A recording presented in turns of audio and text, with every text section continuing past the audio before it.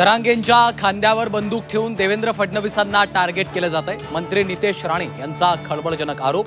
तर आंदोलकांना petrol diesel कोण देतं माहिती सरकारकडे असल्याचा दावा।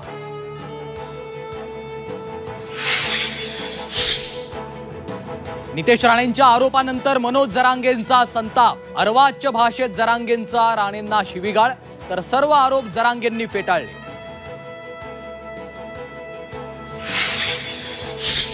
सरकारचं शिष्टमंडळ आणि मनोज जरांगेंची बैठक निष्फळ। तोडगा न काढताच शिंदे समिती माघारी।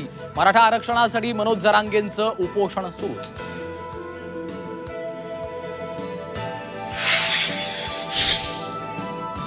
येत्या शनिवार आणि रविवारी मोठं आंदोलन करणार, एकही मराठा घरी दिसणार नाही, जरांगेंचा सरकारला इशारा।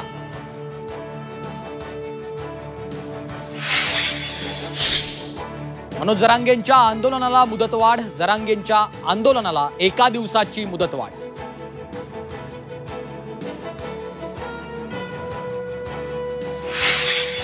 या सगळ्या गोष्टींची उत्तर तुम्हाला एकनाथ शिंदेच देऊ शकतात, मी नाही देऊ शकत।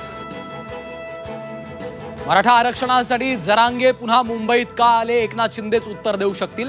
राज ठाकरेंच्या वक्तव्यानं चर्चांना उधाण।